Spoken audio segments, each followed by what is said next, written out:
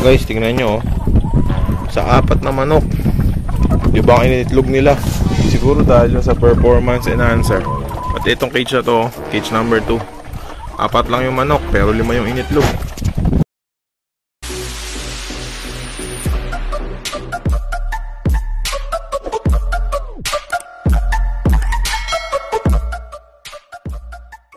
Good morning guys, welcome back to our channel.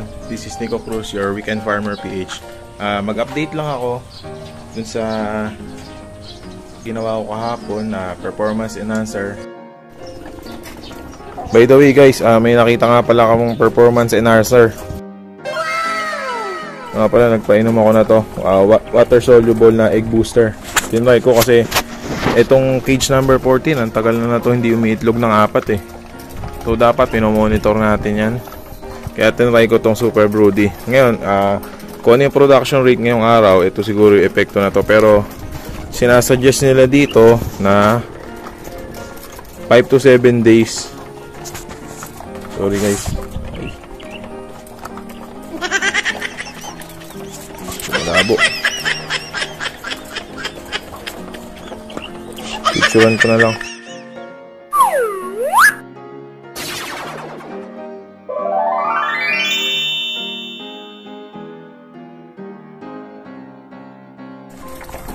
So ito na yung resulta nung pinainom natin na super broody. Hindi ko lang din sure kung talagang tumalab na siya, pero kahit pa paano, ang ganda ng production today.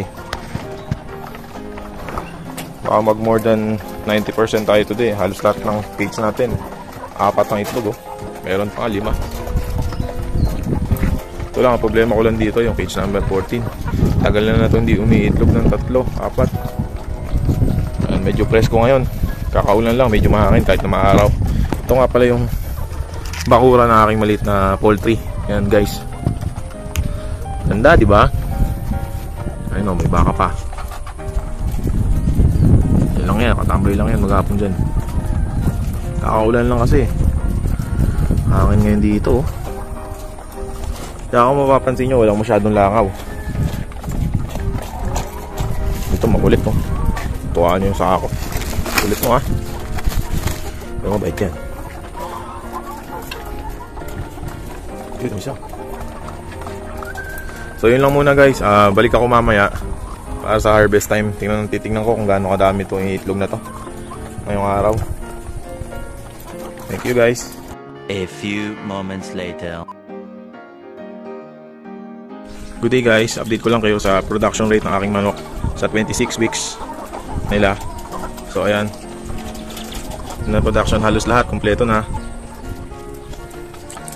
Bawat cage natin almost 4 na. Ito 2 pa lang.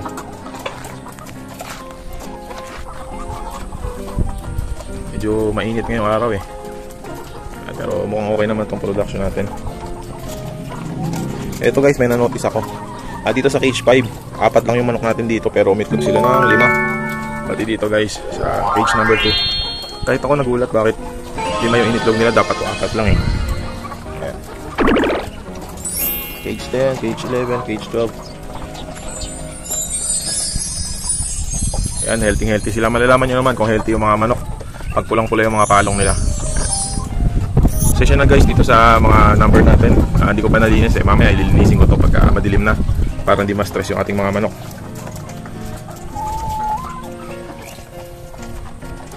Dapat nga pala pagka nag-alaga tayo ng mga manok, i-ensure natin na medyo maliwanag yung place kasi kailangan nila ng sunlight for 12 hours eh para sa production ng itlog.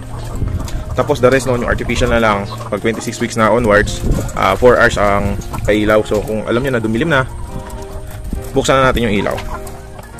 Ayan. Isang tip pala para kumain ulit sila, halu-haluin natin. So kasi nila parang fresh eh. Ayan. Halu-halu muna tayo. Ayan guys oh, bait yan. Medyo mainit kasi kakaulan lang, yung singaw.